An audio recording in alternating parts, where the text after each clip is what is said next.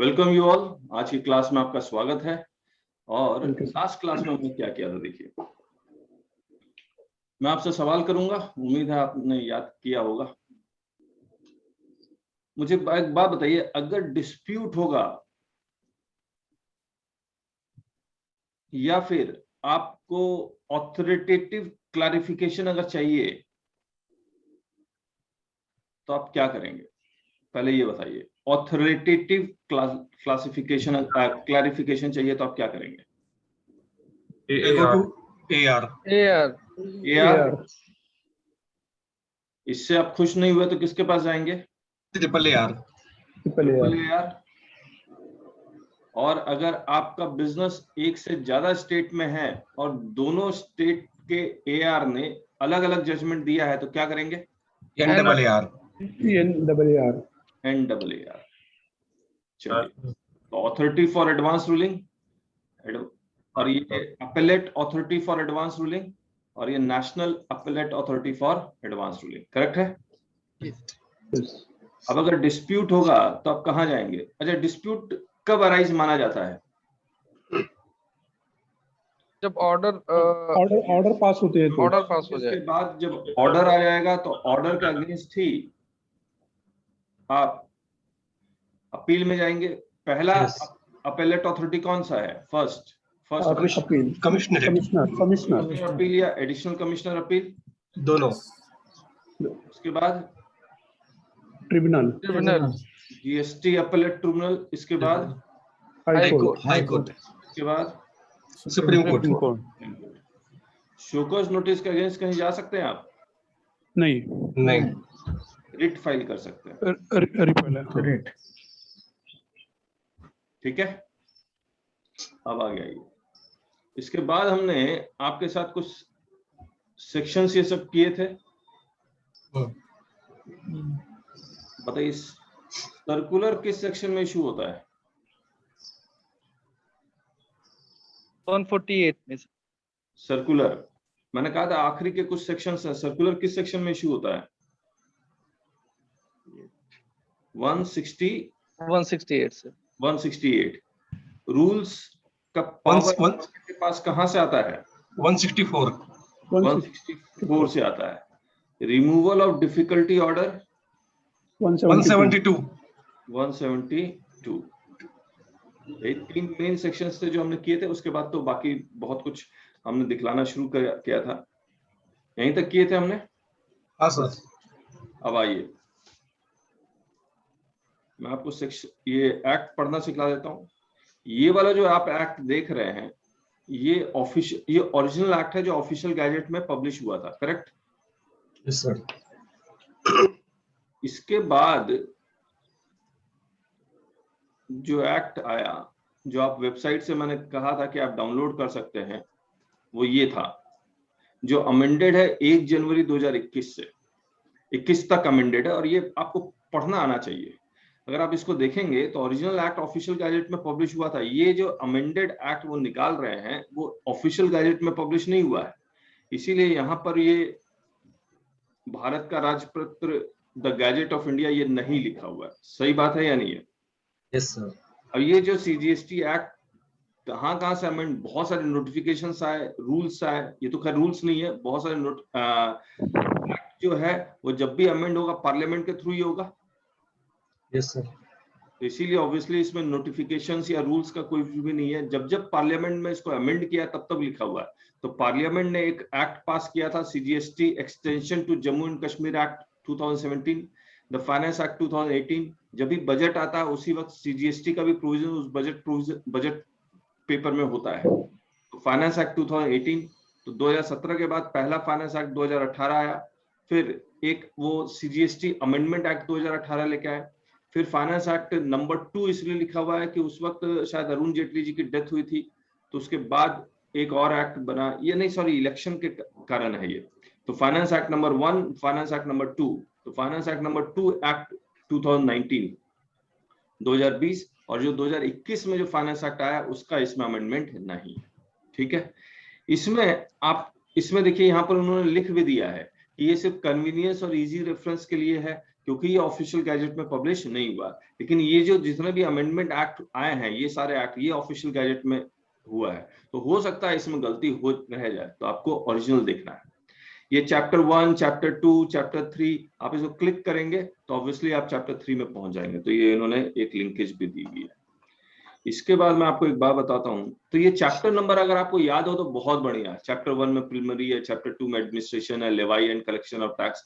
ये चैप्टर याद होना बहुत अच्छा रहेगा आपके लिए, तो चैप्टर नंबर याद कर लीजिएगा। ये मैं आपको करवा चुका हूं कि ये 12 अप्रैल 2017 में इफेक्टिव किया गया, प्रेसिडेंट ने उस दिन साइन किया था। और ये इसका ऑब्जेक्टिव क्या है, intra state supply of goods और सर्विसेज और both by the central government and for matters connected therewith और इंसिडेंटल देयरटू। और फिर इसके बाद शॉर्ट टाइटल ये भी मैं आपको करवा चुका था। अच्छा, अपॉइंटेड डेट बताइए कौन सा है?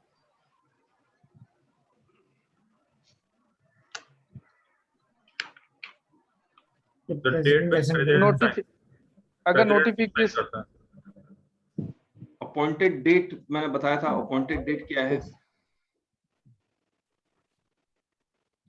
22 जून 2017। याद है आपको? Yes sir. हमने एकदम पहला नोटिफिकेशन निकाला था जहां पर हमने कहा था कि 1 जुलाई 2017 से इफेक्टिव होने वाला है। इन 1 जुलाई 2017 से पहले जो प्री जीएसटी एरा में जो लोग रजिस्टर्ड थे उनको जीएसटी एरा में शिफ्ट करना पड़ेगा ना, जिसको हम लोग माइग्रेशन बोलते हैं।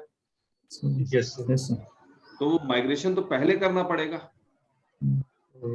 तो देयरफॉर दे अपॉइंटेड, एक डेट उन्होंने अनाउंस किया 22 जून 2017, ताकि सभी लोगों को वहां पर ट्रांसफर किया जा सके जीएसटी एरा में। ठीक बात? Yes sir. ओके। इसके बाद ये सारे डेफिनेशन शुरू हो जाते हैं, सेक्शन 2 सबसेक्शन 1, सेक्शन 2 सबसेक्शन 2, इस तरह से। अगर आप स्टैंड अलोन डेफिनेशन पढ़ेंगे तो आपको कुछ नहीं समझ में आएगा। एक्शनेबल क्लेम कहाँ कहाँ यूज हुआ है, उसके बेसिस पे आपको एक्शनेबल क्लेम का डेफिनेशन का इंपॉर्टेंस पता लगेगा, तो हम लोग करेंगे उसको। और यहाँ फुटनोट में कब कब क्या किस तरह से अमेंड हुआ है, ये फुटनोट में लिखा हुआ है। तो ये एक्ट आपने ओरिजिनल एक्ट पहले देखा ही होगा, हाँ या ना? पूरा नहीं देखा है सर।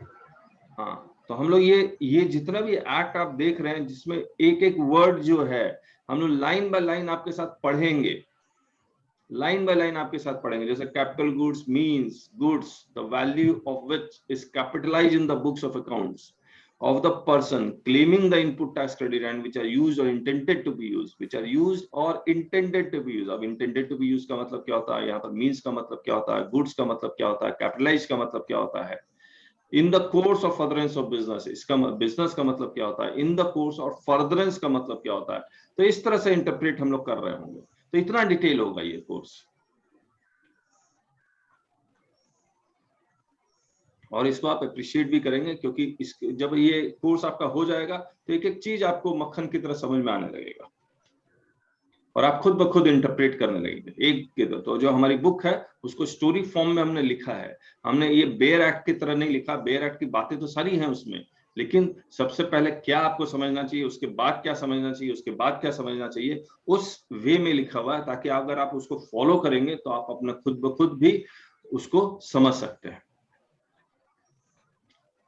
तो ये इतना ही हमने किया था। क्या क्या कहते हैं आप लोग कि इसके अलावा कुछ और भी किया था? नहीं सर। हो गया? अब देखिए, कल की क्लास 1 घंटे 10 मिनट की थी और हमने 10 मिनट में यहाँ पर रिवाइज कर लिया। यानी कि पूरा का पूरा लॉ ये है, एकदम छोटा हो सकता है, पूरे 2 घंटे में 1 घंटे में रिवाइज हो सकता है, बशर्ते आप याद करते रहे। याद करना मोस्ट इंपॉर्टेंट है, याद रखिएगा इस चीज को। अब हम लोग आगे करते हैं। अब हम लोग कुछ और चीज करेंगे आपके साथ। मुझे एक बात बताइए, डायरेक्ट टैक्स और इनडायरेक्ट टैक्स में एक बार डिफरेंस करते हैं आपके साथ। बहुतों को पता होगा, बहुतों को नहीं पता होगा। तो हम लोग तो जीरो से स्टार्ट करते हैं। जो साइंस का स्टूडेंट है, आर्ट्स का स्टूडेंट है, उसे कोई फर्क नहीं पड़ता है। हम आपके दिमाग में पूरा का पूरा ये जीएसटी घुसा देंगे। डायरेक्ट टैक्स बताइए। Direct tax is tax on imposed on person, sir. directly pay to the government. नहीं, कुछ और बताइए। Levy and collected by on same persons. ना, गलत, और बोलिए। burden of tax is on the same person who's ना paying. ना ना ना, Tax on income. Yes yes, Yes, tax on income. हाँ, सबसे पहले तो यही बोलेंगे ना। Direct tax is tax on, Supply. अरे Income. Direct tax Income. Is tax on income, Taxation income. Indirect tax is tax on Goods So, and service. On supply. Supply भी गलत है, गुड्स भी गलत है, सर्विस भी गलत है। Expenditure. Expenditure, correct. Sir income based on tax direct tax है और इनडायरेक्ट टैक्स जो है वो सप्लाई बेस्ड ऑन टैक्स होता है। नहीं, indirect tax is tax on expenditure, जो आप खर्चा करते हैं उसके ऊपर टैक्स लगता है। ठीक है, मैं एग्जांपल लूंगा आपके साथ। दूसरा आपने एग्जांपल, दूसरा जो डिफरेंस बताया था वो क्या था? बर्डन वाला। Levy and collected. नहीं, वो उसको बाद में देखेंगे। बर्डन वाला, burden Is on individual. Burden on Taxpayer. who's paying tax. burden is not passed, तो burden is on who is paying tax, जिसके पॉकेट से पैसा निकलता, जिसके ऊपर लगता है उसी के पॉकेट से पैसा भी निकलता है। सही बात है या नहीं? Yes. मैं फिर से रिपीट कर रहा हूँ, जिसके ऊपर लगता है उसी के पॉकेट से पैसा निकलता है। ये बताइए, indirect tax burden, Burden pass. burden shift होता है, Consumer, pass होता sir. है। Burden is Shifted. पास्ड और may be passed, Burden may be passed may be passed. because of RCM. Burden में भी। Pass. अब इन दोनों को एग्जाम्पल को एक बार हम लोग समझते हैं, एग्जाम्पल से ये क्या क्या है। मुझे एक बात बताइए, जब आप अपने फोन का रिचार्ज करवाते हैं, अरे रिचार्ज छोड़ देते हैं एक बार, अरे रिचार्ज ही एग्जाम्पल ले लेते हैं, ये आप लोग करते हैं, आपके लाइफ के साथ जुड़ा हुआ है तो उसी को करते हैं। मान लीजिए एयरटेल,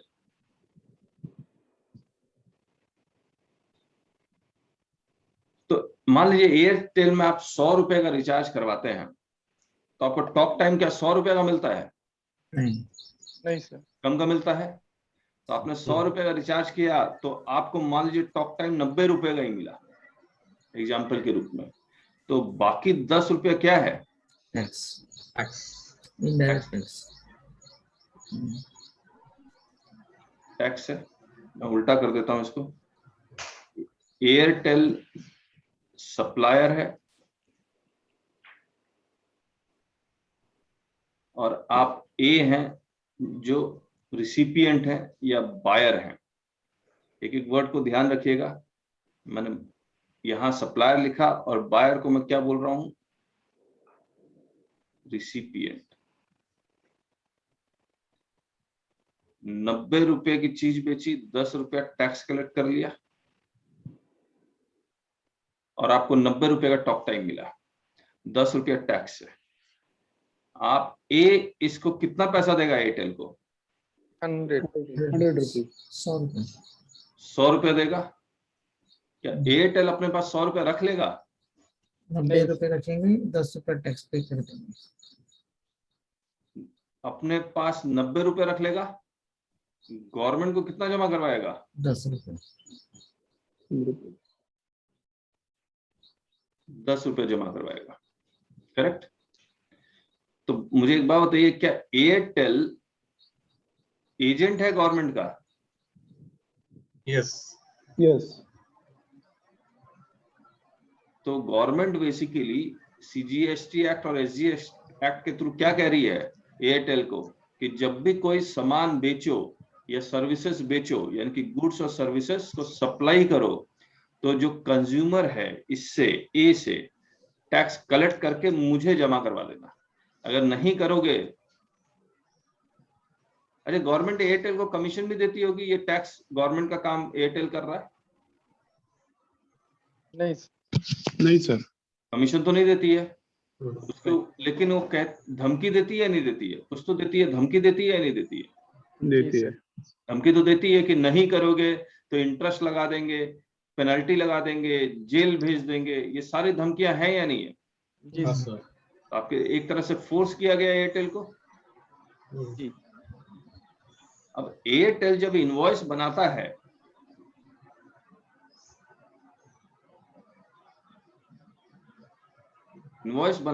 तो इनवॉइस से पहले मैं कुछ बातें और जानना चाह रहा हूं।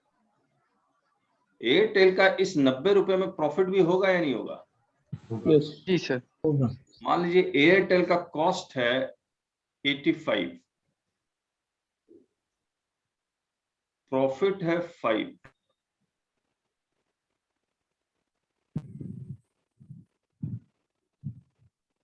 सेल प्राइस 90 हो गया। इनडायरेक्ट टैक्स का कंपोनेंट कितना है? 10 रुपए है। 10 रुपए। सेल प्राइस कितना हो गया? 100 हो गया। हम्म, ये इनवॉइस कैसे बनाएगा बताइए? इनवॉइस में क्या ये कॉस्ट प्रॉफिट ये सब लिखेगा या डायरेक्ट सेल नहीं price sir, Direct sir. Sale price. Plus indirect tax लिख देगा?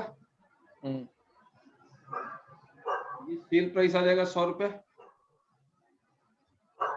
मुझे एक बात बताइए, क्या कंज्यूमर को पता लग रहा है कि इसने एयरटेल को अपने पॉकेट से टैक्स के रूप में कितना रुपया दिया है इस इनवॉइस के डॉक्यूमेंट से? हाँ सर। पता लग रहा है क्योंकि इनवॉइस में कंपलसरी लिखा हुआ है कितना? 10 रुपया। और कहाँ कहता है ये? रूल 46 हम लोग पढ़ेंगे आपके साथ, जहां पर कंटेंट ऑफ इनवॉइस में दे हैव रिटन कि this field is mandatory. IDT आपको जितना सीजीएसटी, एसजीएसटी, आईजीएसटी का कंपोनेंट है उसको लिखना कंपलसरी है। सही बात है या नहीं है? जी। अगर ये लिखना कंपलसरी है तो ये लिखना पड़ेगा। तो ये आईडीटी 10 रुपया तो कंज्यूमर को पता लग रहा है। क्या इस कंज्यूमर को ये भी पता लग रहा है कि एयरटेल उस 90 रुपए में से कितना रुपया वो कमा रहा है? उसका नहीं, प्रॉफिट नहीं, मार्जिन कितना है? नहीं। नहीं। नहीं नहीं पता लग रहा है। क्या इस कंज्यूमर को ये पता लग रहा है कि इस प्रॉफिट मार्जिन में वो एयरटेल इनकम टैक्स कितना देगा? नहीं। नहीं सर। ये भी नहीं पता लग रहा है। अब मुझे एक बात बताइए कि इनकम टैक्स में हम लोग कह सकते हैं बर्डन इज नॉट पास्ड? जी सर। हाँ। वैसे तो बर्डन पास हो रहा है क्योंकि वो प्रॉफिट जो ये कैलकुलेट करता है 5 रुपए, इसमें वो ध्यान में रखता है कि इनकम टैक्स का पैसा मुझे कितना देना है। उसी के हिसाब से तो प्रॉफिट फिक्स करेगा। हाँ सर। है ना? हाँ हाँ हाँ। जब उसी के हिसाब से फिक्स करेगा तो इस प्रॉफिट एलिमेंट में तो है उसका इनकम टैक्स भी, वो भी कंज्यूमर से एक तरह से कलेक्ट कर रहा है। लेकिन कि इनवॉइस के डॉक्यूमेंट में क्योंकि ये लिखा हुआ नहीं है, इसीलिए हम लोग कहते हैं burden is not passed. Correct है। अब इनडायरेक्ट टैक्स में क्या हो रहा है? इनडायरेक्ट टैक्स में क्योंकि यहां पर लिखा हुआ है इसीलिए हम लोग कहते हैं बर्डन इज पास्ड। अगर नहीं लिखा हुआ है तो क्या होगा? मान लीजिए एयरटेल सिर्फ 100 रुपए का कंसोलिडेटेड बिल काट के दे देता है, बताइए फिर अब क्या होगा? तो फिर ये पास नहीं होगा, क्रेडिट पास नहीं होगा सर। हाँ जी, क्रेडिट फिर पास नहीं होगा। क्रेडिट पास नहीं होगा। चलिए ये बात तो बात की बात है, क्रेडिट का क्या होगा, लेकिन हम लोग ये एग्जांपल डिस्कस कर रहे हैं बर्डन में भी पास और इज पास्ट। हमने इज पास नहीं लिखा। तो बटन ऑलरेडी पास हो चुका उसको इनडायरेक्टली। तो हम लोग क्या गवर्नमेंट एयरटेल को कहेगी क्या यार आपने इनडायरेक्ट टैक्स तो लिखा ही नहीं है, चलिए हम आपसे टैक्स नहीं लेंगे?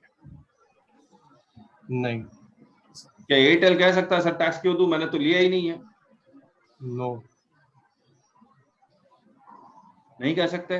तो अगर एयरटेल या हर सप्लायर ये कहने लगे सर मैं इनवॉइस में टैक्स का एलिमेंट लिखा नहीं है इसलिए मैंने लिया नहीं है तो मैं दूंगा कैसे? दूसरा पॉइंट एयरटेल कहता है कि सर मैंने लिखा तो था लेकिन जब मैंने ए से मांगा तो इसने सिर्फ मुझे 90 रुपए दिए, 10 रुपए तो दिए ही नहीं। बोलता है छोड़ो यार तुम क्या गवर्नमेंट के लिए काम करते हो, छोड़ दो 10 रुपए। और एयरटेल ऑफिसर को बोलता है सर उसने दिया नहीं तो मैंने आपको जमा नहीं किया, वो देगा तब ना मैं दूंगा, मैं उसको थोड़ी मैं मारू पिटूंगा। अगर आपको टैक्स चाहिए तो ए से डायरेक्टली लो। कहेगा या नहीं कहेगा? हाँ सर। तो बताइए आप इसका उपाय क्या है?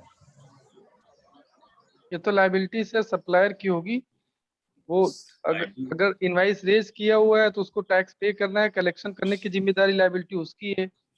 करेक्ट, लेकिन मैं ये पूछ रहा हूँ लॉ में ऐसी क्या बात लिखी हुई है कि हम एयरटेल को इसके बावजूद उसको फोर्स कर दें कि नहीं नहीं तुमने नहीं भी लिखा है तो भी हम टैक्स आपसे लेके रहेंगे? कहीं ना कहीं इसमें कुछ लिखा होना चाहिए। So we'll treat it as the inclusive tax. Yes, एक रूल है, रूल मुझे याद, रूल नंबर याद नहीं है, वहां लिखा हुआ है कि अगर आपने टैक्स का एलिमेंट यहाँ नहीं लिखा है और 100 रुपए इंक्लूस आपने पूरा का पूरा चार्ज किया तो will treat this as inclusive of tax.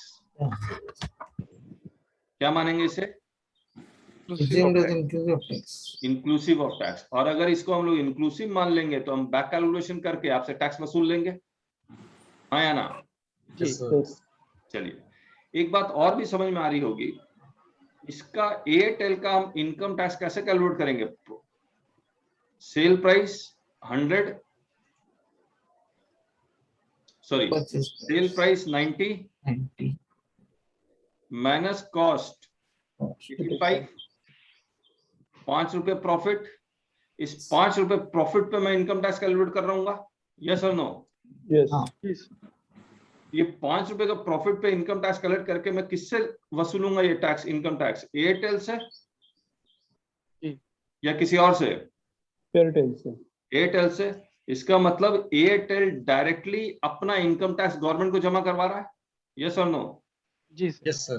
तो इसीलिए इसका नाम डायरेक्ट टैक्स है। Tax is paid directly to the person on whom levy is made. Yes. तो tax is paid directly to the government. यहां पर क्या हो रहा है? ए एयरटेल को दे रहा है, एयरटेल गवर्नमेंट को जमा करवा रहा है, तो ए भी टैक्स दे रहा है, गरीब से गरीब इंसान भी टैक्स दे रहा है, इनकम टैक्स नहीं दे रहा है लेकिन इनडायरेक्ट टैक्स तो दे ही रहा है, हाँ या ना? Yes, sir. Yes. तो यहाँ tax is paid indirectly to the government लिख सकते हैं हम लोग। जी सर। तो tax is paid indirectly to the government.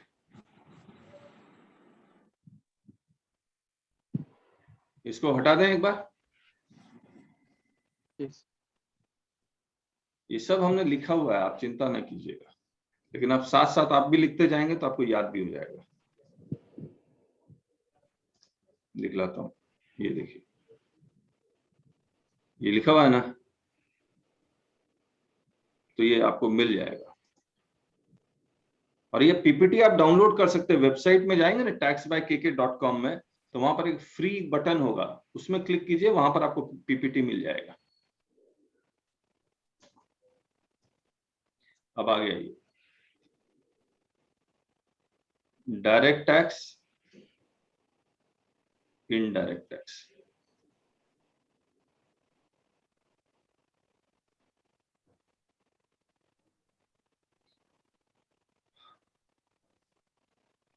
मुझे एक बात बताइए, ये सोर्स ऑफ लिवाई क्या है इसका? Income. Income. Own income.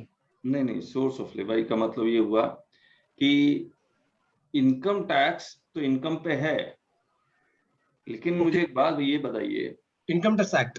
नहीं नहीं नहीं, कोई बाहर का बंदा यानी कि जो फॉरेन सिटीजन इंडिया में आके कमाता है तो क्या हम उससे इनकम टैक्स लेंगे?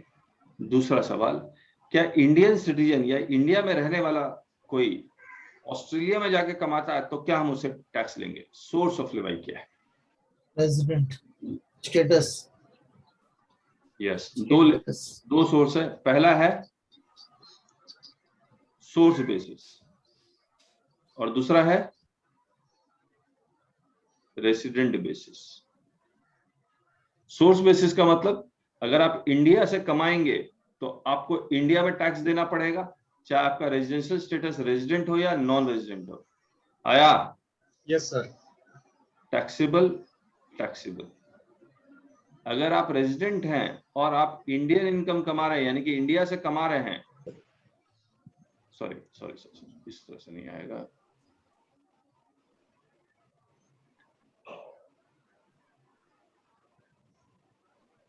अगर आप रेजिडेंशियल स्टेटस रेजिडेंट है या नॉन रेजिडेंट है, ये दो ही हो सकते हैं। आप रुक जाइए, मैं इसको ठीक से लिख देता हूं। या तो आप रेजिडेंट होंगे या नॉन रेजिडेंट होंगे। रेजिडेंट हुए तो आप इंडिया से भी कमा सकते हैं और बाहर से भी कमा सकते हैं। इंडिया से कमाए तो आपको सोर्स बेसिस पे इंडिया में टैक्स देना पड़ेगा, अगर बाहर कमाए तो रेजिडेंट बेसिस पे आपको इंडिया में टैक्स देना पड़ेगा। यानी कि जो देश में रहने वाले लोग हैं वो वर्ल्ड में कहीं भी पैसा कमाएंगे तो उसको इंडिया में टैक्स देना पड़ेगा। और अगर आपका रेजिडेंशियल स्टेटस नॉन रेजिडेंट है तो अगर आप इंडिया से पैसा कमाएंगे तो आपको सोर्स बेसिस पे इंडिया में टैक्स देना पड़ेगा। बाहर पर कमाएंगे तो बाहर रहने वाले बाहर कमा रहे हैं उसको इंडिया में टैक्स देने की जरूरत नहीं है। ये क्लियर है ये पॉइंट? Yes, sir. Yes. तो ये इनकम टैक्स में बहुत डिटेल में इसको हम लोग करते भी हैं, लेकिन आपको बस यहाँ पर इनडायरेक्ट टैक्स के लेक्चर में आपको सिर्फ इतना याद रखना है कि डायरेक्ट टैक्स में जो सोर्स ऑफ लेवाई है, source basis plus resident basis, दोनों बेसिस पे टैक्स लगा सकते हैं। या तो इंडिया से कमा रहे हैं तो भी लगा सकते हैं, और इंडिया में नहीं रहते, इंडिया से नहीं कमा रहे, बाहर कमा रहे हैं और लेकिन इंडिया में रहते हैं तो भी हम टैक्स ले सकते हैं। लॉजिक आपको समझ में आ गया क्यों करते हैं ऐसा? Yes, sir. कोई इंडिया में रह के बाहर पैसा कमा रहा है तो इंडिया आपके ऊपर, जो इंडिया में रहने वाले के ऊपर खर्चा कर रहा है या नहीं कर रहा Yes, कर sir. रहे हैं। है ना? तो आपके अकॉर्डिंग पॉलिसी भी बनती है, तो इसीलिए आपसे टैक्स लिया भी जाता है। अब आगे, इनडायरेक्ट टैक्स का सोर्स क्या है? सोर्स ऑफ लेवाई बताइए। डायरेक्ट टैक्स तो सोर्स बेसिस और रेजिडेंट बेसिस दोनों पे हो सकता है। कंजम्पशन बेसिस, कंजम्पशन बेसिस और एक बेसिस है, वो कौन सा बेसिस है? Destination. कौन सा? Destination. Destination. डेस्टिनेशन का दूसरा नाम क्या है? नहीं, कंजम्पशन और डेस्टिनेशन एक ही बात हो गया। एक ही बात। Transactions. हाँ, एक होता है कंजम्पशन बेसिस, इसी को हम लोग डेस्टिनेशन भी बोलते हैं, और दूसरा कौन सा है? Transactions. डेस्टिनेशन, और एक होता है origin basis. Yes. Origin basis, इसको आप समझिए एग्जांपल से। मान लीजिए इंडिया यूएसए में गुड्स एक्सपोर्ट कर रहा है और इनडायरेक्ट टैक्स का प्रिंसिपल जो चल रहा है वो कंजम्पशन चल रहा है। कंजम्पशन का मतलब जो कंज्यूम करेगा उसके पॉकेट से टैक्स निकलेगा, जिस कंट्री में कंज्यूम होगा उस कंट्री को हक मिलेगा टैक्स मांगने का। मैं रिपीट कर रहा हूं, बहुत ही इंपॉर्टेंट लाइन है, ये पूरे जीएसटी में आपको बहुत मदद करेगा। ये मैंने क्या कहा? जो कंज्यूम करेगा उसके पॉकेट से टैक्स निकलेगा। जो कंज्यूम करेगा उसके पॉकेट से टैक्स निकलेगा। किस कंट्री को हक मिलेगा टैक्स मांगने का? इंडिया को सर। USA. कंट्री में कंज्यूम होगा उस कंट्री को हक मिलेगा। USA. Yes. कंजम्पशन कंट्री को हक मिलेगा। तो कहां कंज्यूम हो रहा है? यूएसए। USA. यूएसए में हो रहा है। मुझे एक बात बताइए, तो ये इंडिया एक्सपोर्ट कर रहा है यूएसए को, जो कंज्यूम करेगा उसके पॉकेट से निकलेगा। यूएसए में कौन कंज्यूम कर रहा है? मान लीजिए मिस्टर ए, तो इंडिया के लिए एक्सपोर्ट है लेकिन यूएसए के लिए तो इंपोर्ट है, हाँ या ना? हाँ सर। अब देखिए, तो इंडिया क्या इस एक्सपोर्ट के ऊपर कोई टैक्स लगाएगा? नहीं। नहीं सर। नहीं लगाएगा। क्या यूएसए इंपोर्ट पे टैक्स लगाएगा? हाँ। यूएसए तो लगेगा। Yes. लगाएगा। क्यों लगाएगा? Yes.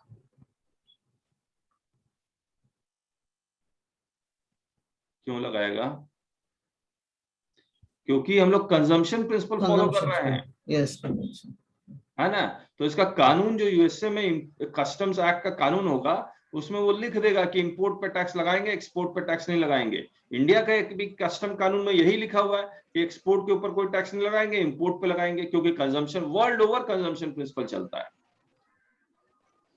Okay sir. सही बात? Yes sir. ठीक है, याद रखिएगा मैं वही सवाल करूंगा या तो मैं जो पढ़ा चुका हूं, मैं एक्स्ट्रा कोई भी सवाल नहीं करूंगा, मैं आपकी कोई इंटेलिजेंसी नहीं चेक कर रहा हूं यहाँ पर। ठीक है, अब आइए, तो अब यूएसए अगर इंपोर्ट करेगा, यूएसए के लिए इंपोर्ट है क्योंकि कंजम्पशन कंट्री यूएसए है, तो इसका टैक्स, इंपोर्ट का टैक्स, इंपोर्ट ड्यूटी किसको मिलना चाहिए, किस कंट्री को मिलना चाहिए? यूएसए। यूएसए को मिलना चाहिए। किसके पॉकेट से इंपोर्ट ड्यूटी निकालेगा? Mister A. मिस्टर ए के पॉकेट से, क्योंकि ये कंज्यूम कर रहा है। आया? Yes sir. अगर मैं ओरिजिन प्रिंसिपल चलता हूं,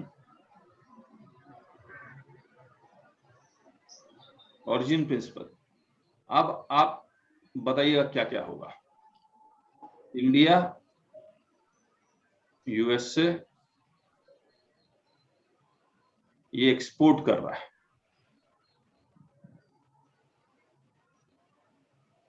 बताइए। ओरिजिन प्रिंसिपल कंजम्पशन का ठीक उल्टा है। ओरिजिन प्रिंसिपल में ये कहा गया है कि जहां से गुड्स पहली बार मूव होगा, मैं फिर से बोल रहा हूं, जहां से गुड्स फर्स्ट मूवमेंट जहां से होगा, उस कंट्री को हक मिलेगा टैक्स कलेक्ट करने का।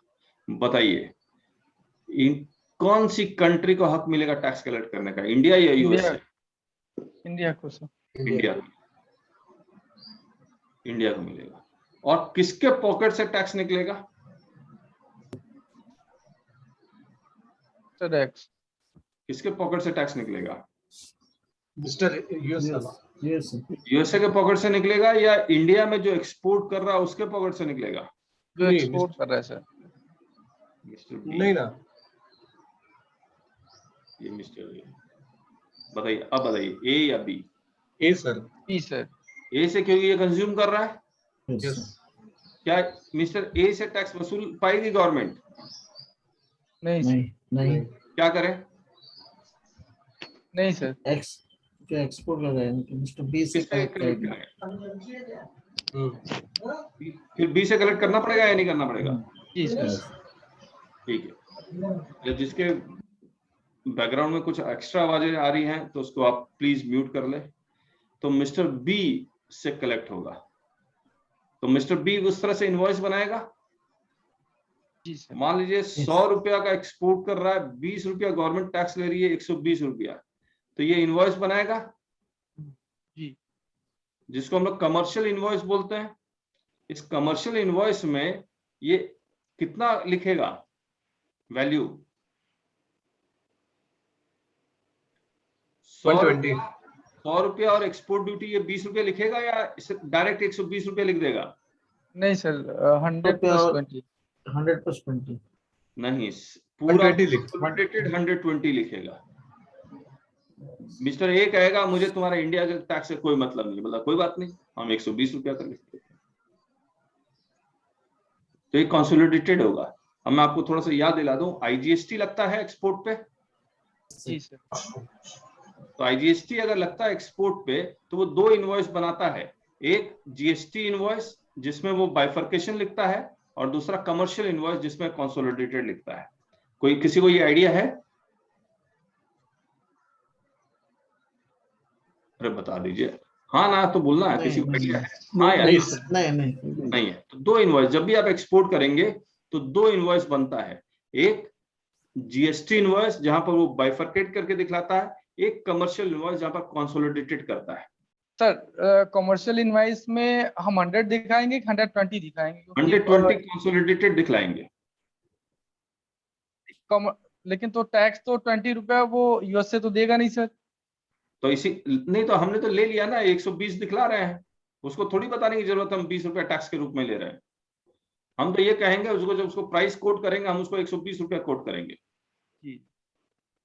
आया?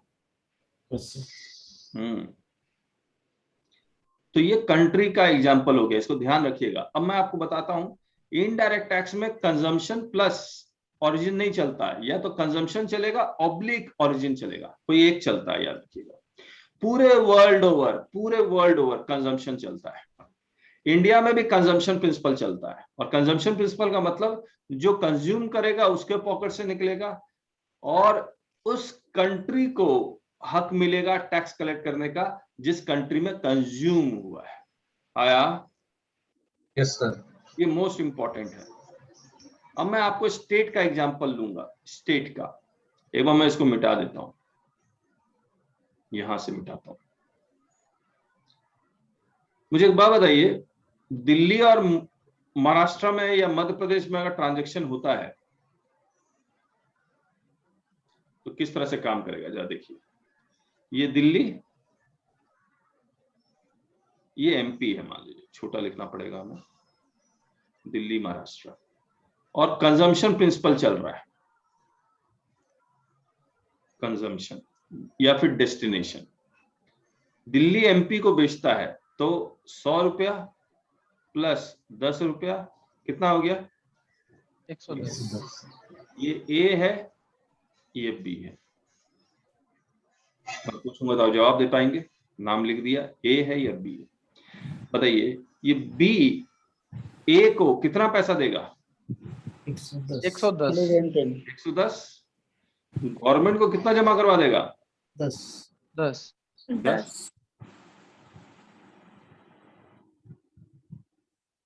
ये 10 रुपया किस गवर्नमेंट को जमा करवाएगा? Central government.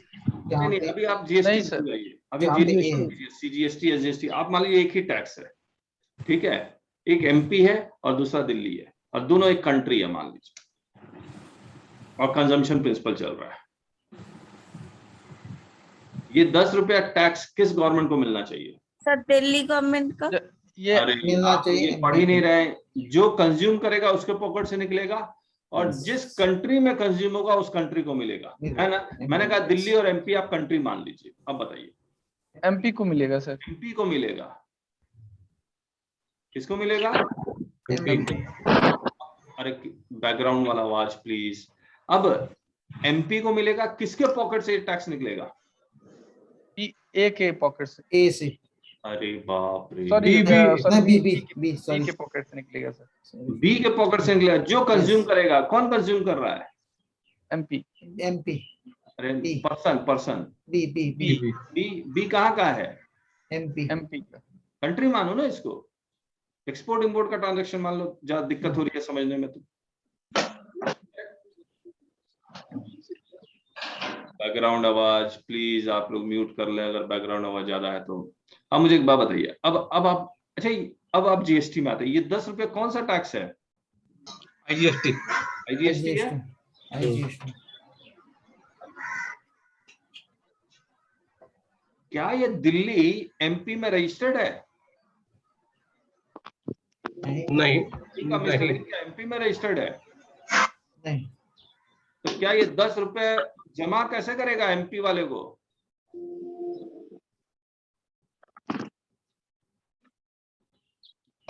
आईजीएसटी पे करेगा। यानी है आईजीएसटी पे करेगा, आईजीएसटी पे करेगा, फिर वहां से रिटर्न।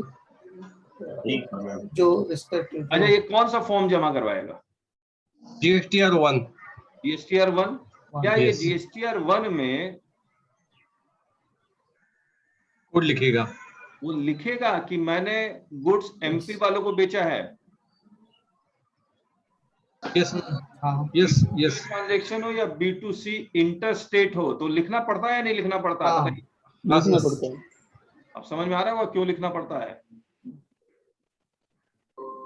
जैसे आप B2C इंटर स्टेट लिख देते हैं कि सर दिल्ली ने एमपी को बेचा 100 रुपए का, उत्तराखंड को बेचा 200 रुपए का। डिस्टर्बेंस आ रहा है बहुत।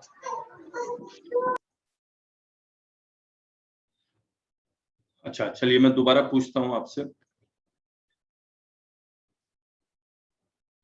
तो हाँ यहां पर था। तो जब आप जीएसटीआर 1 भरते हैं B2B यानी कि रजिस्टर टू रजिस्टर जब सेल करते हैं तो अपने आप पता लग जाएगा कि वो कहाँ का किस स्टेट का है। और B2C करते हैं तो लार्ज और स्मॉल वाला, B2C करते हैं इंटर स्टेट करते हैं तो आपको हर हालत में भरना ही पड़ता है, चाहे वो कितना ही स्मॉल अमाउंट हो, किस स्टेट में आपने सेल किया है।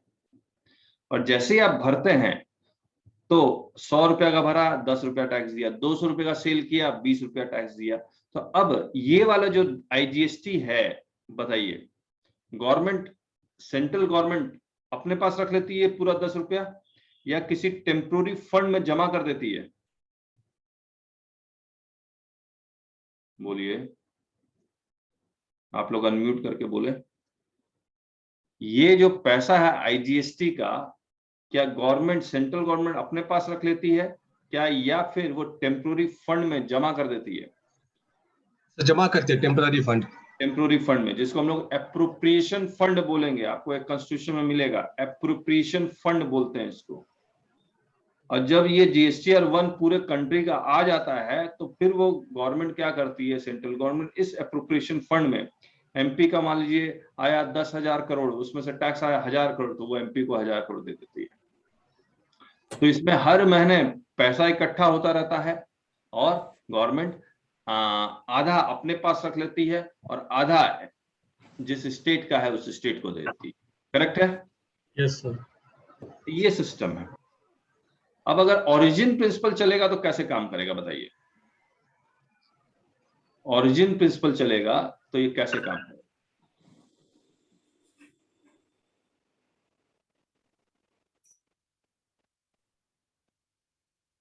रुकिए, ये दिल्ली, ये MP, 100 + 10 = 110। ये A है, ये B है, और चल कौन सा रहा है? Origin principle. बताइए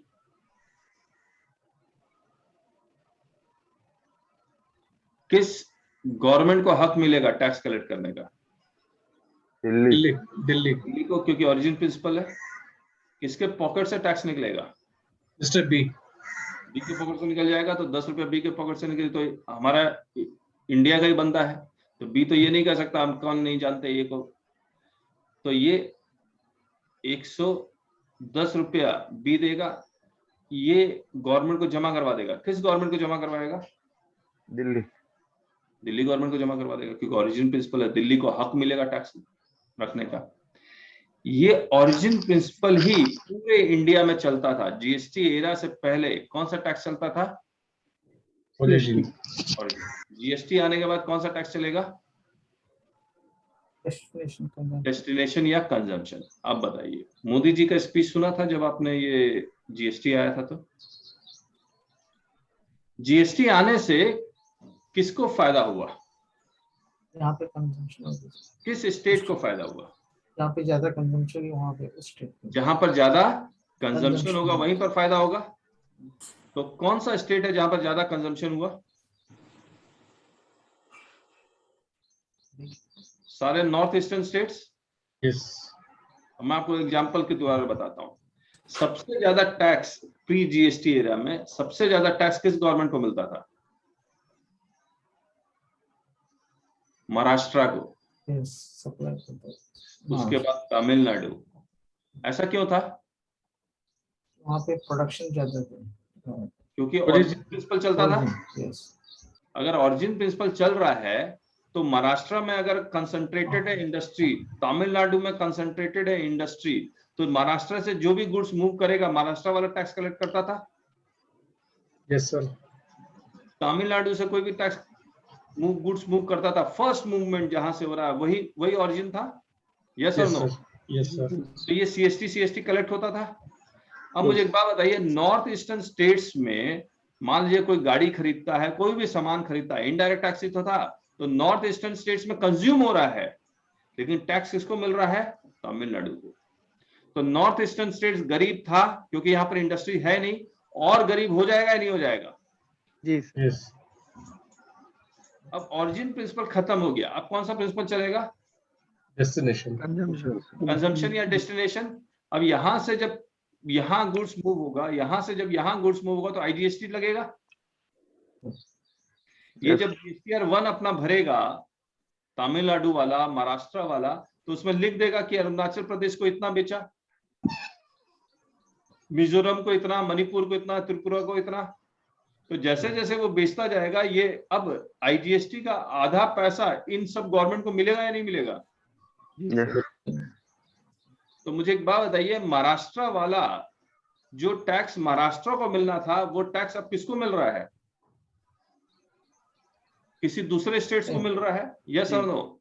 यस तो महाराष्ट्र वाला, तमिलनाडु वाला रोएगा या नहीं रोएगा? यस उसको क्या करें? अगर रोते हुए बच्चे को क्या करें?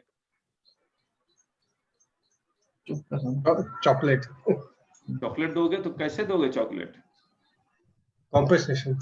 कंपनसेशन, इसीलिए कंपनसेशन एक्ट है। सेंट्रल गवर्नमेंट ने इन सब स्टेट्स को, वैसे तो सभी स्टेट्स को प्रॉमिस किया है कि हम आपको कंपनसेशन देंगे। वेस्ट बंगाल रोता है कंपनसेशन नहीं मिला, महाराष्ट्र रोता कंपनसेशन नहीं मिला, तमिलनाडु रोता है कंपनसेशन नहीं मिला। लेकिन कभी नॉर्थ ईस्टर्न स्टेट्स को रोते हुए देखा है कंपनसेशन नहीं मिला? नहीं देखा। इसीलिए नहीं देखा क्योंकि उनको कंपनसेशन की जरूरत ही नहीं है। उनको पहले टैक्स 100 रुपया मिलता था, अब टैक्स 150, 200, 300 मिल रहा है। और वहां पर डेवलपमेंट होगा। क्या कहते हैं आप? सही है सर। यस, तो ये कहानी हो गई।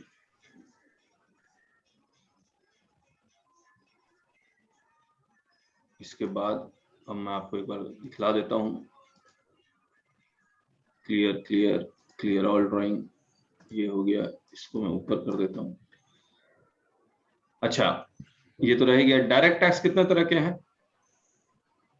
Income tax, income tax, wealth tax हुआ करता था, है नहीं।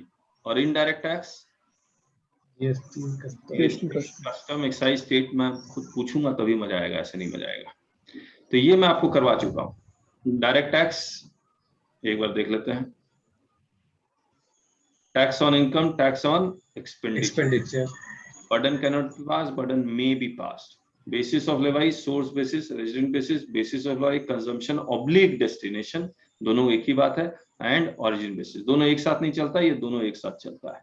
Tax paid directly to the government, tax paid indirectly to the government, correct है? आप अकाउंटिंग एंट्री कैसे करते हैं? परचेज को आप डेबिट करते हैं, आईटीसी का अलग लेजर बना देते हैं। सेल्स को क्रेडिट करते हैं, आउटपुट टैक्स का अलग लेजर बना देते हैं। मैं इसको थोड़ा सा और डिटेल में आपको बता देता हूँ थोड़ी देर में। रिसीट लेस एक्सपेंसेस, ये इनकम आ जाएगा।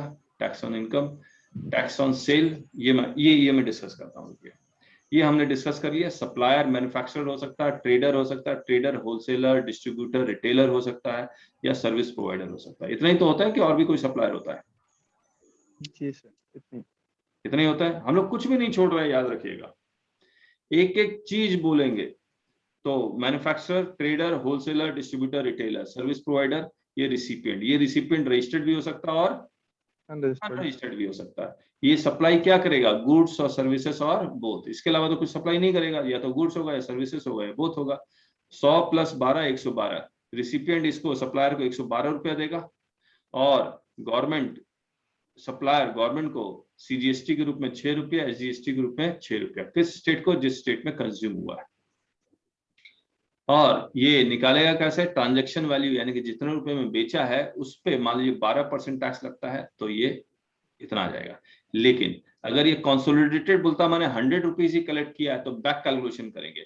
100 रुपीज को मानेंगे इंक्लूसिव ऑफ टैक्स, जितना भी टैक्स रेट हो, मान लो 12%, तो ट्रांजैक्शन वैल्यू है, यानी कि मान लीजिए x + 12% ऑफ x = 100, तो इसको कैलकुलेशन करेंगे तो ये जो भी अमाउंट आएगा 88 समथिंग आ जाएगा, वो ट्रांजैक्शन वैल्यू होगा। बाकी 12 रुपए टैक्स के रूप में आएगा। करेक्ट है? Yes correct. तो लॉ में, रूल्स में लिखा हुआ, अगर if tax is not collected, is deemed that entire collection is deemed to be inclusive of tax. कोई दिक्कत सर? लेकिन यहाँ पे एक्सेप्शन भी आ सकता है सर ना? क्या आ सकता है? एक्सेप्शंस, जिससे मेरे एग्जेम्प्ट होगा या रिइंबर्समेंट होगा। हाँ, यस यस यस। सब एक्सेप्शन। अगर एग्जेम्प्ट हुआ तब तो कोई बात ही नहीं है, उस पर टैक्स, इंक्लूसिव ऑफ टैक्स की कोई बात नहीं। इंक्लूसिव ऑफ टैक्स करना ही है तो 0 कर लीजिए। और रिइंबर्समेंट सर? रिइंबर्समेंट पे बात करेंगे। Okay sir. ये जो रिसिपिएंट है, ये रजिस्टर्ड भी हो सकता है, अनरजिस्टर्ड भी होगा। रजिस्टर्ड हुआ तो इसको जो 12 रुपए रिसिपिएंट ने सप्लायर को दिया, सप्लायर ने गवर्नमेंट को दिया, तो गवर्नमेंट को पता है कि इस रिसिपिएंट से 12 रुपए आया है, 6 + 6, तो गवर्नमेंट इसको प्रॉमिस कर देती कि हम आपको 12 रुपए का क्रेडिट दे देंगे, तो इसको क्रेडिट मिल जाएगा। इसी को हम लोग B2B ट्रांजेक्शन बोल रहे हैं। ये भी रजिस्टर्ड है, ये भी रजिस्टर्ड है, तो इसीलिए बिजनेस टू बिजनेस ट्रांजेक्शन बोल देते हैं इसको।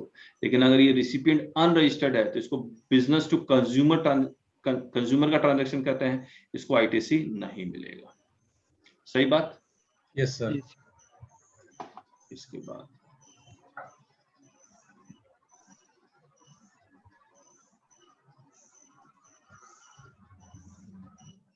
ये तो मैं बता चुका। अब मुझे ये अकाउंटिंग एंट्री आपको बतानी है, वो बता देते हैं। मुझे एक बात बताइए,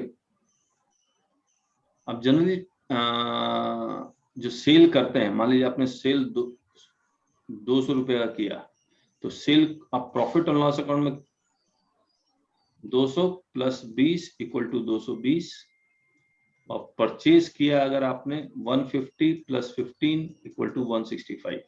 मतलब परचेज में कितना अमाउंट लिखते हैं आप? 150 सर। 150 क्यों लिखते हैं? 165 क्यों नहीं लिखते हैं? क्योंकि ये टैक्स जो है सर वो रिसीवेबल हो जाएगा। यस, तो ये 15 रुपए रिसीवेबल हो जाएगा क्योंकि आपको उसका क्रेडिट मिल रहा है। करेक्ट है? जी तो सर। इनपुट टैक्स क्रेडिट का रजिस्टर बना लेते हैं, जहां पर आप डेट वाइज आप क्रेडिट लिखते रहते हैं, हाँ या ना? जी यस सर। सर। सेल में आप कितना अमाउंट लिखते हैं? 200 सर। 200। आउटपुट टैक्स का एक और रजिस्टर बना लेते हैं आप, जी। जहां पर आप डेट वाइज आउटपुट टैक्स लिखते रहते हैं। यस और नो? Yes sir. और ये जो नेट प्रॉफिट आया वो कितना आया? 50। 50 आया। करेक्ट। मान लीजिए गवर्नमेंट कहती है ये ITC हम आपको नहीं देंगे, ब्लॉक्ड है, ये गाड़ी का ITC है, तो यहाँ 150 की जगह क्या लिखेंगे आप? 165। 165 ये गाड़ी का नहीं है, हेल्थ इंश्योरेंस है या कुछ और है जिसका आपको क्रेडिट नहीं मिलता है, तो ये 165 हो जाएगा। Yes sir. उसी हिसाब से हम प्रॉफिट भी कैलकुलेट कर लेंगे। Yes sir. ओके, अब आपको टैक्स जमा कितना करना है? 20 -15। आउटपुट टैक्स है माइनस इनपुट टैक्स। अभी आउटपुट टैक्स क्यों कहता है? सेल में आपका बाहर क्या जा रहा है? आउटवर्ड जा रहा सेल करते हैं तो गुड्स बाहर जा रहा है, तो इसीलिए इसको आउटपुट टैक्स कह रहे हैं। परचेज में गुड्स और सर्विसेज इनवर्ड आ रहा है, इसीलिए इससे रिलेटेड जो टैक्स है उसको हम लोग इनपुट टैक्स क्रेडिट कहते हैं। करेक्ट है? है। Yes sir. तो output tax minus input tax 5 रुपए आपको टैक्स के रूप में जमा करवाना पड़ेगा। आया? Yes sir. कंप्लीट हो गया ये। तो ये भी अच्छा, एक चीज और रह गई थी, वो थी क्या? Yes, income tax, sorry direct tax कितने तरह के हैं? Income tax. Income tax, income tax, wealth wealth tax. Tax है नहीं। और कौन सा टैक्स है? International tax. कौन सा? International tax. इंटरनेशनल टैक्स, वो तो इनकम टैक्स का ही हिस्सा है। ओके। हाँ, तो वो अलग नहीं है, इनकम टैक्स का ही हिस्सा है। इनडायरेक्ट टैक्स बताइए कितने तरह के हैं? GST, GST, custom, custom, state VAT, state VAT, state excise. State and centre excise दोनों हैं। और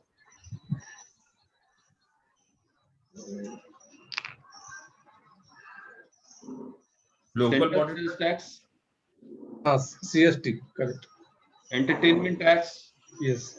luxury tax. Luxury tax hotel hotel में लगता है, अब तो शायद नहीं लगता होगा, हटा दिया GST आने के बाद। हाँ, हटा दिया सर। हाँ, अब नहीं लगता होगा। एंटरटेनमेंट टैक्स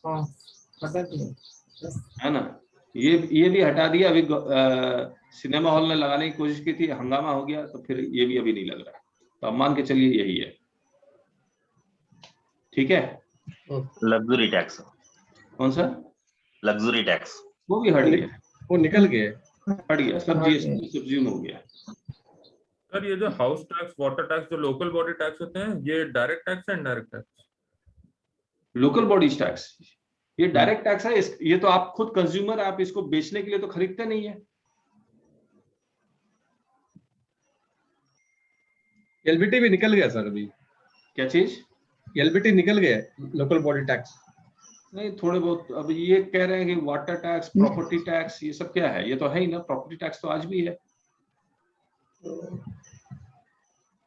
और प्रॉपर्टी टैक्स का जो आप प्रॉपर्टी टैक्स देते हैं उसका बाइफर्केशन देखेंगे, उसमें वाटर टैक्स, सीवरेज टैक्स, ये टैक्स, वो टैक्स, ये जोड़ जाड़ के उस सबको हम प्रॉपर्टी टैक्स ही बोलते हैं। ठीक बात? Yes sir. Yes, हाँ, मैं कुछ भी आपको ओपिनियन में आपका डिफरेंस हो तो जरूर बताइएगा। चलिए, अब मैं आपसे कुछ और करना चाह रहा हूं, रुकिए एक बार।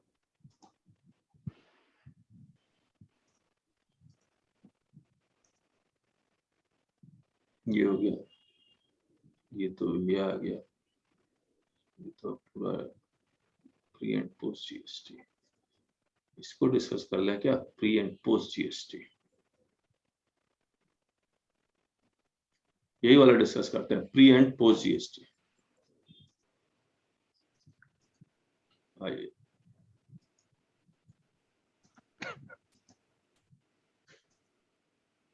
सॉरी, ये वाला बताइए मुझे,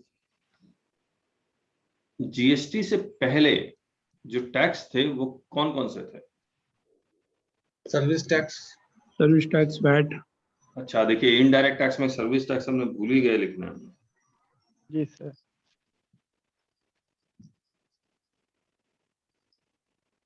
तो इसको मैं दो पार्ट में डिवाइड कर देता हूं। यहां लिख देता हूं indirect tax pre GST era. बताइए पहला कौन सा? Service tax. कस्टम लिख दो। दूसरा कौन सा? एक्साइज। एक्साइज। तीसरा कौन सा? VAT. VAT, GST. Service tax. VAT. और तीसरा है सेल्स टैक्स। करेक्ट है?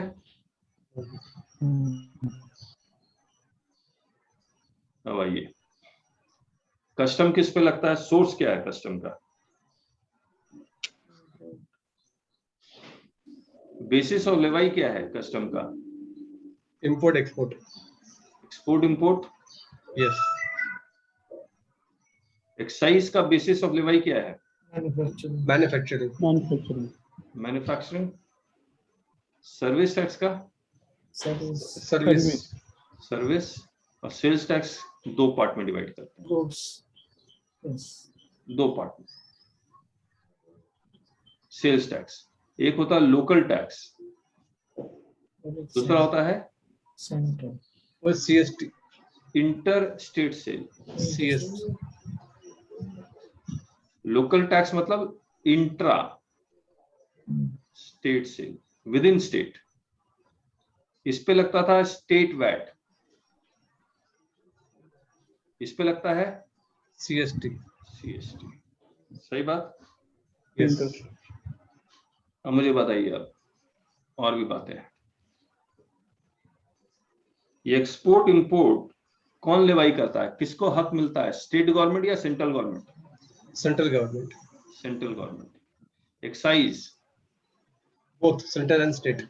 दोनों के पास पावर है। Alcoholic Yes. Liquor for human consumption जो है, यानी Yes. कि alcoholic liquor for human consumption, OPM, ये सब पे किसको पावर है? किसके पास पावर है? स्टेट को। स्टेट के पास। State को। अदर गुड्स पे yes. Central government. Service tax central government. Centre के पास। ये स्टेट गवर्नमेंट।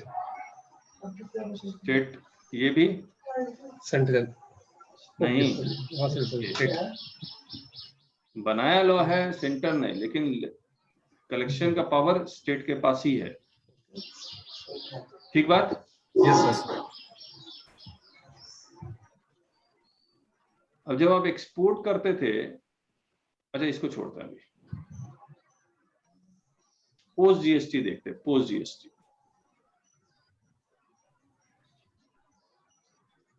बताइए, पोस्ट जीएसटी में कस्टम आज भी है या नहीं है? हाँ सर।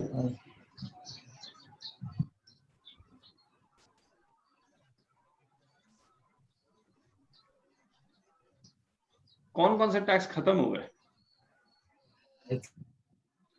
लोकल टैक्स खत्म हो गया, सर्विस हाँ, टैक्स, CST, ये भी खत्म हो गया, सर्विस ये भी टैक्स, खत्म हो गया, और ये भी खत्म हो गया। क्या आ गया? GST,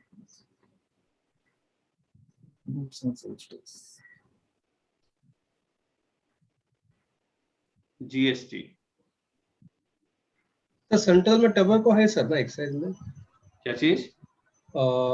मैन्युफैक्चरिंग में लिखा था ना। हाँ, तो Central स्टेट वाला government। है, ये कहाँ काटा हमने? इलिकट का हो गया सर ना। हाँ, लिकर का आज भी एग्जिस्ट करता है। और टोबैको हाँ। के लिए सेंट्रल गवर्नमेंट कैसा ना, टोबैको के लिए? टेबोको पे बात करेंगे, ओके ओके। टेबोको पे जीएसटी भी है ना, बात करते हैं Okay. उसको। कस्टम और जीएसटी, तो जीएसटी के दो पार्ट, एक इंट्रा और इंटर। इंट्रा में C+S, इंटर में IGST, C+S या UT। सही बात है? अच्छा, कौन सा प्रिंसिपल चलता है? कंजम्पशन। कंजम्पशन। प्री जीएसटी में कौन सा प्रिंसिपल चल रहा था? ओरिजिन। ऑरिजिन सेंटर ही लगा रही है, एक्साइज। कस्टम में तो कंजम्पशन ही चलता था, याद रखिएगा। ये भी ऑरिजिन, ये भी ऑरिजिन, सब ऑरिजिन था। ठीक बात? Yes sir. एक बात और बता दूं, alcoholic liquor for human consumption, petroleum products पे क्या जीएसटी लगता है? नहीं, वैट लगता है। Alcoholic liquor for human consumption, petrol के ऊपर जीएसटी नहीं लगता। जीएसटी नहीं लगता तो प्री जीएसटी में जो टैक्सेस लगते थे वही टैक्स लगेंगे। करेक्ट है? Yes sir.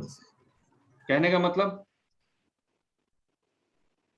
कि अल्कोहल जब मैन्युफैक्चर होगा तो स्टेट एक्साइज लगेगा। Yes sir. जब बिकेगा तो अगर लोकल बिकेगा तो स्टेट वैट लिखेगा। Yes sir. और जब इंटर स्टेट बिकेगा तो सीएसटी लगेगा। Yes sir. हाँ या ना? Yes sir. पेट्रोल पे सिर्फ सेंट्रल एक्साइज है, याद रखिएगा, स्टेट एक्साइज नहीं है। Correct sir. हम लोग आगे करेंगे ये सब। तो एक्साइज प्लस सेल्स टैक्स तो लगना ही लगना है, क्योंकि जब एक्साइज लगेगा तो मैन्युफैक्चरिंग होगा तो बिकने के लिए होगा। यस और नो? Yes sir. तो अगर मैन्युफैक्चरिंग हुआ तो बिकने के लिए होगा, तो एक्साइज तो लगेगा और सेल्स टैक्स भी लगेगा। सेल्स टैक्स या तो स्टेट लग जाएगा या सीएसटी लग जाएगा। यस और नो? Yes sir. चलिए, ये हमने कर दिया। एक चीज और मैं बताना भूल गया, कस्टम में आईटीसी मिलता है या नहीं मिलता? कस्टम में बोला, कस्टम में जो इंपोर्ट ड्यूटी है उस पर आईटीसी मिलता है? मिलता है सर। रिफंड जाना पड़ता है सर। एक मिनट, मैं फिर से पूछूंगा आपसे। मैं सबसे पहले इंडिया और यूएसए, मैं प्री जीएसटी डिस्कस कर रहा हूं आपके साथ, ठीक है? यूएसए ने एक्सपोर्ट किया, इंडिया ने इंपोर्ट किया।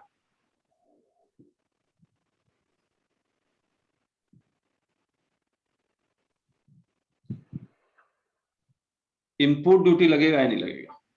लगेगा। लगेगा। यस। तो वैल्यू है 100 रुपया, जिसको हम लोग बेसिक कस्टम ड्यूटी बोलते हैं। मान लीजिए वो 10 रुपये लग गया।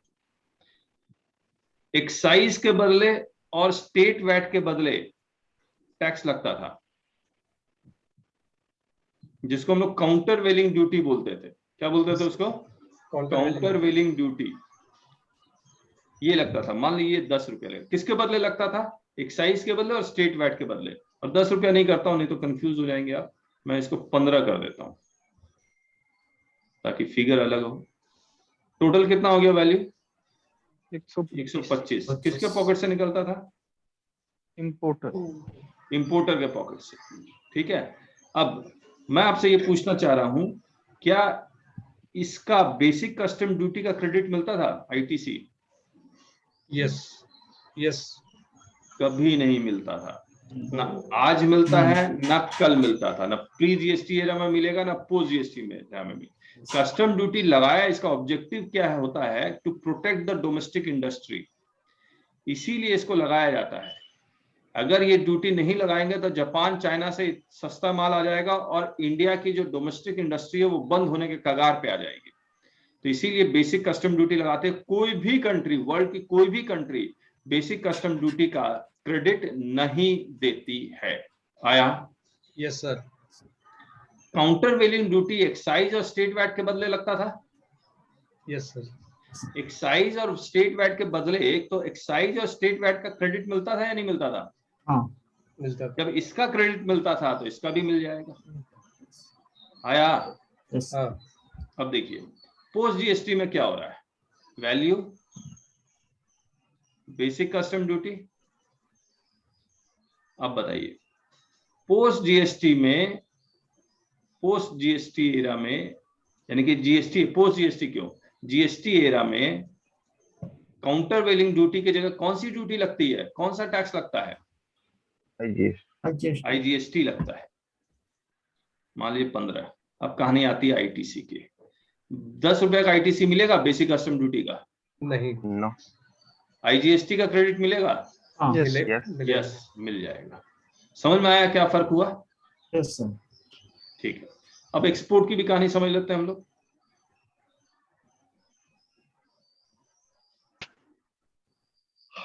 एक्सपोर्ट, इंडिया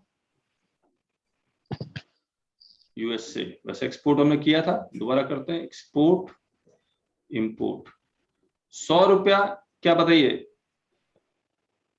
प्री जीएसटी में एक्सपोर्ट पे कोई ड्यूटी लगती थी? नहीं। नहीं, ना एक्साइज लगता था, ना वैट लगता था, कुछ नहीं लगता था। ठीक है, तो 100 रुपया का एक्सपोर्ट कर दिया और इसने जो इनपुट खरीदा था उस पे जो ड्यूटी लगी होगी उसको रिफंड दे देते थे। ये समझ में आया मैं क्या बोल रहा हूं? हाँ, sir. नहीं आया होगा, ये नहीं आया होगा, मैं दोबारा समझाऊंगा। कभी कभी क्या होता है कि टीचर कुछ बोलता है, समझ में आता है, लेकिन टीचर के दिमाग में कुछ और चल रहा होता है कि ये पॉइंट नहीं समझ में आया होगा। तो मेरे दिमाग में जो चल रहा है वो बता रहा हूं। आपने ए बी सी डी खरीदा, ये रॉ मटेरियल खरीदा एक्स से, मिस्टर एक्स से। मिस्टर एक्स रजिस्टर्ड है और आप मिस्टर वाई हैं, आप एक्सपोर्टर हैं, तो इस पर टैक्स लगा होगा? तो हाँ या ना? हाँ। सबका 100 रुपया, 10 रुपया टैक्स लग गया। ठीक है, जब एक्स वाई को बेच रहा है तो वो इंट्रा बेच रहा है। क्या एक्स वाई को जब बेच रहा है तो इंट्रा स्टेट बेच रहा है? क्या ये एक्सपोर्ट कर रहा है? नहीं। तो ये तो टैक्स लेगा ही लेगा। हाँ या ना? हाँ, सर। अब ये टैक्स लेकर गवर्नमेंट को जमा करवा देगा कितना? 40 रुपये। 40 रुपया। मिस्टर वाई तो एक्सपोर्टर है, ये क्या करता है, ये 100 रुपए की चीज बनाया और 1000 रुपया में एक्सपोर्ट कर दिया। प्री जीएसटी एरा बता रहा हूँ। ठीक है, और ये 10 रुपया मान लीजिए एक्साइज कुछ है, एक्साइज है, स्टेट वैट है, ये सबका है। अब 1000 रुपया में एक्सपोर्ट कर दिया। जब 1000 रुपया में इसको एक्सपोर्ट कर दिया तो क्या इस क्रेडिट को कभी भी यूटिलाइज कर पाएगा वो? नहीं सर, कभी नहीं यूटिलाइज कर पाएगा। 1000 रुपए पे टैक्स लगा नहीं, एक्सपोर्ट पे टैक्स लगा नहीं, और ये क्रेडिट आपका एक्यूमुलेट हुआ पड़ा, इसको आप यूटिलाइज कभी नहीं कर पाएंगे। तो इसका क्या करेंगे आप? रिफंड क्लेम करेंगे सर। रिफंड क्लेम करेंगे। तो यही इनपुट पे जो टैक्स लगा है उसका रिफंड क्लेम कर लेते हैं। ये प्री जीएसटी है।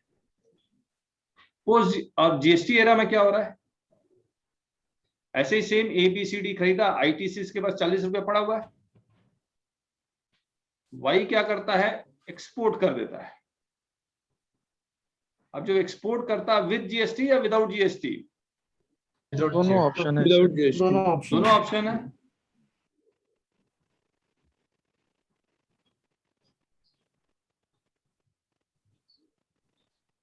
अब देखिए, अगर आप 1000 रुपये का एक्सपोर्ट करते हैं और इस पे IGST आपको 40 रुपया लगना है, एग्जाम्पल के रूप में 40 रुपया लगना, ITC भी कितना पड़ा हुआ आपके पास? 40। 40। तो 40 - 40 विद GST आप पेमेंट कर रहे हैं, तो क्या आपको कैश कुछ पेमेंट करना पड़ेगा? नहीं सर। नहीं करना पड़ेगा। तो आप कैश कुछ पेमेंट कीजिए मत, आपको गवर्नमेंट 40 रुपए का रिफंड दे देगी। जितना आपने ये GST ITC के थ्रू पे किया है उतना आपको गवर्नमेंट रिफंड कर देगी। आया? मैं फिर से बोल रहा हूं, क्योंकि हम लोग सीधे रिफंड वाले में चले गए, मैं थोड़ा थोड़ा सब कुछ बताना चाह रहा हूं। मैं फिर से बोल रहा हूं, 1000 रुपया का एक्सपोर्ट किया वैल्यू और उस पर IGST है 40 रुपया। अब मैं आपसे एक बात पूछता हूँ, छोड़िए विद GST विदाउट GST, मैं ये पूछता हूँ कि आप GST पे करके एक्सपोर्ट करेंगे या विदाउट GST एक्सपोर्ट करेंगे? With GST sir. With GST. Without GST। आप देखिए, अब देखिए एक चीज आप याद रखिएगा, विद GST में रिफंड ऑटोमेटिक है, हाँ। विदाउट GST में बहुत सारे प्रोसीजर है। यहाँ पर जो आप शिपिंग बिल फाइल करते हैं वही रिफंड का एप्लीकेशन हो जाता है। यहाँ पर रूल 89 के अकॉर्डिंग आपको रिफंड का एप्लीकेशन RFD 01 में भरना पड़ता है और बहुत सारी फॉर्मेलिटीज करनी पड़ती है। यस और नो? यस।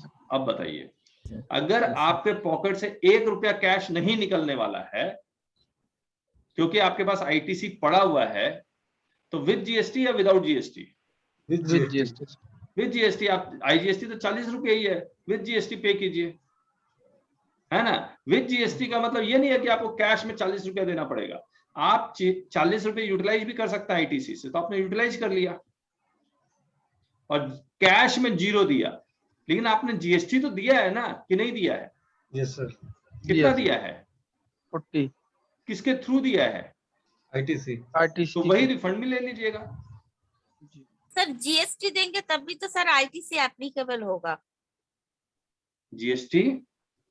सर GST देंगे तभी तो सर ITC एप्लीकेबल होगा, विदाउट GST में तो सर ITC एप्लीकेबल नहीं हो पाएगा। नहीं, ये जो ITC है वो तो इनपुट का है ना। एक मिनट हाँ, सुष्मिता, रुकिए एक मिनट रुकिए, मुझे एक दूसरा पॉइंट भी बता लीजिए फिर मैं आऊंगा। अब मान लीजिए ये IGST है 4000 रुपए,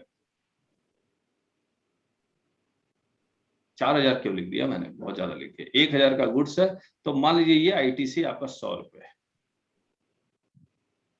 तो बताइए, अब आप विद GST देंगे तो आपको कैश कितना देना पड़ेगा? 60 सर। एक्सपोर्टर देगा 60 रुपीज? नहीं सर। आप इसको 60 मत मान लीजिए, 60 लाख मानिए। जी। तो 60 लाख रुपया कैश कम नहीं होता, उसका इंटरेस्ट का एलिमेंट जोड़ दीजिए, तो वो कभी नहीं देगा। बोला सर कोई ऐसा मेथड बताओ कि मुझे ये जो ITC एक्यूमुलेट हुआ वो मुझे वापस मिल जाए, तो आप क्या उसको सजेस्ट करेंगे? Without GST। GST। तो आपको कैश में कुछ नहीं देना पड़ेगा, यस। तो ये 100 रुपया नहीं दीजिए और 40 रुपया का रिफंड ले लीजिए। यस और नो? यस। तो अब विद GST जाए या विदाउट GST जाए, आपको इसी का रिफंड मिलता है, ITC जो एक्यूमुलेट हुआ है। आया? Yes sir.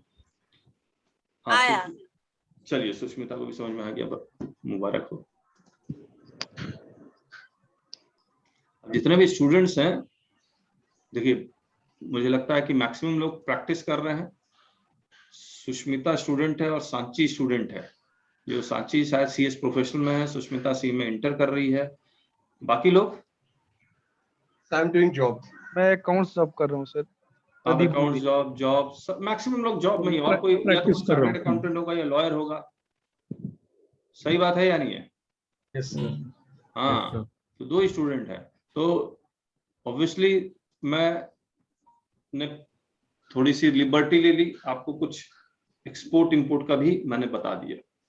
और सारे स्टूडेंट्स होते तो मैं हो सकता है ये सब चीज को मैं स्किप करके आगे बढ़ता जाता, लेकिन जो सुष्मिता सांची आप लोगों को समझ में आ गया ये जो बात मैंने बताई आपको? Yes sir. Yes sir. चलिए, गुड।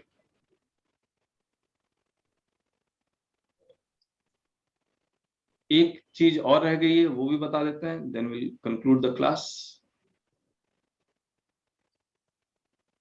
तो नेक्स्ट क्लास में जो हम लोग करेंगे वो जीएसटी का जन्म कैसे हुआ उसके बारे में डिस्कस करेंगे। प्री जीएसटी सोचते हैं। देखिए जीएसटी में जीवन आसान तो हुआ है लेकिन मुश्किलें भी आई हैं। हमारे सुब्रमण्यम साहब रह रह के कहते रहते हैं जीएसटी हटा दो, जीएसटी हटा दो, उनको भी पता नहीं क्या हो जाता है। प्री जीएसटी एरा में सोचिए आप, एक मैन्युफैक्चरर ब्यूटी पार्लर वाले को क्रीम बेचता है, एक मैन्युफैक्चरर कार डीलर को गाड़ी बेचता है, ये ट्रेडर है। गवर्नमेंट कहती है कि हम एक्साइज का क्रेडिट देंगे, तो ये एक्साइज का क्रेडिट प्री जीएसटी डिस्कस कर रहा हूं, आईटीसी देंगे, तो ये एक्साइज का क्रेडिट तो एक्साइज के साथ ही एडजस्ट होगा या स्टेट वैट के साथ एडजस्ट होगा? एक्साइज का टैक्स किसके पास आ रहा है? सेंट्रल के पास। वैट किसके पास जा रहा है? स्टेट। तो दोनों आपस में एडजस्ट होने देंगे? पॉसिबल ही नहीं है। तो ये एडजस्ट ही नहीं होता था। अब मैन्युफैक्चरर कार डीलर को जो गाड़ी बेचता है वो एक्साइज लगा के उसको बेच देता था। तो 4 लाख की गाड़ी 40,000 रुपये एक्साइज और 10,000 रुपया टैक्स, तो कितना हो गया? 4,50,000 हो गया। ये क्रेडिट कितने रुपए का क्लेम कर सकता था? सिर्फ 10,000 रुपए का। बाकी 40,000 तो इसका कॉस्ट बन जाता था। यस और नो? जी सर। फिर ये जब इसके लिए कॉस्ट बन गया तो इसके लिए 4,40,000 गाड़ी का कॉस्ट है, 60,000 रुपये जोड़ेगा, 5 लाख रुपए में बेचेगा, फिर टैक्स लगाएगा। यस और नो? जी सर। तो ये जो टैक्स है 10,000 रुपए का के ऊपर फिर से दोबारा से टैक्स लग गया या नहीं लग गया? जी सर। कास्केडिंग हो गया या नहीं हो गया? जी यस। उसी तरह से मान लीजिए ब्यूटी पार्लर वाला है, वो किसी को किसी ट्रेडर से क्रीम खरीदती है, तो ये वैट लगा के दे देगा? वैट स्टेट के पास चला गया। ब्यूटी पार्लर जो सर्विस प्रोवाइड कर रही है उस पर सर्विस टैक्स का पैसा किसके पास जाएगा? सेंटर के पास। तो क्या वो वैट का क्रेडिट क्लेम कर पाएगी? नहीं। फिर अगेन कास्केडिंग हो गया। जी जी समझ में आ रहा है? जी सर। अब जीएसटी एरिया में क्या हो रहा है कि ये छोड़ो एक्साइज, चाहे मैन्युफैक्चरर हो, डिस्ट्रीब्यूटर हो, सर्विस प्रोवाइडर हो, फिर मैन्युफैक्चरर हो, फिर कोई और हो, फिर कोई और हो, हम हर एक का क्रेडिट देते रहेंगे। और सी और हर एक क्रेडिट एक दूसरे के साथ एडजस्ट होगा। बस सी और एस एक दूसरे के साथ एडजस्ट नहीं होगा, लेकिन आई एडजस्ट होगा, सी के साथ एडजस्ट होगा, एस के साथ एडजस्ट होगा। कास्केडिंग बंद हो गया या नहीं हो गया? जी सर। चीजों के दाम कम होने चाहिए या नहीं होने चाहिए? Yes sir. चाहिए सर। हुए या नहीं हुए? हुए हैं सर। एकदम नहीं है। हुए हैं कुछ महीनों के लिए, उसके बाद सब महंगाई हो गए। Yes. सही बात है या नहीं है? Yes sir. हाँ, तो ये तो अगर मुझे प्रॉफिट कमाने की 10 रुपए की आदत लग गई है तो मैं 10 रुपए कमाऊंगा। आप कमाने दे या ना दे उससे क्या फर्क पड़ता है? मैं तो चीजों के दाम बढ़ाऊंगा। इसीलिए चीजों के दाम जीएसटी एरिया में कम होने चाहिए, और गवर्नमेंट को पता था ये कम नहीं करेंगे, इसीलिए एंटी प्रॉफिटिंग मेजर्स लेके आए वो। Yes sir. हाँ, इसीलिए वो एंटी प्रॉफिटिंग मेजर्स है। तो ये हमने कंप्लीट कर दिया।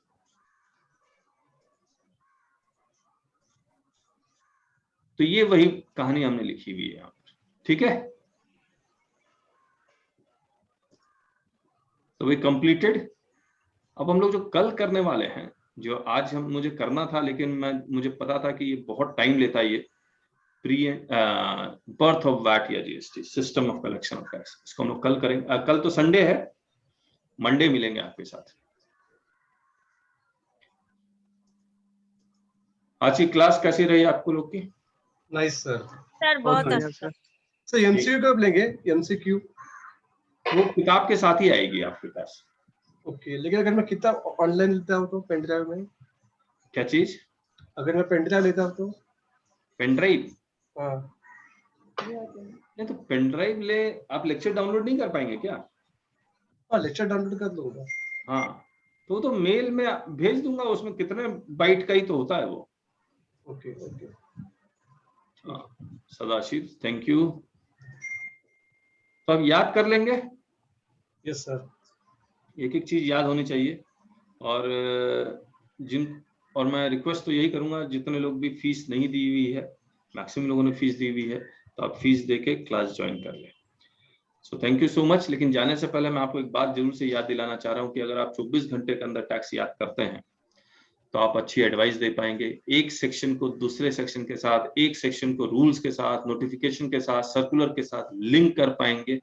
अगर आप याद नहीं करेंगे तो वो लिंकेज पॉसिबल नहीं है। और आपको पता ही है, अगर आप याद नहीं करते हैं 24 घंटे के अंदर तो अगले 25 घंटे के अंदर भूल जाएंगे, और ऐसा भी हो सकता है अगले 48 घंटे में आप मुझे ही भूल जाएं। So thank you so much, bye bye. Yes Pradeep ji, do that.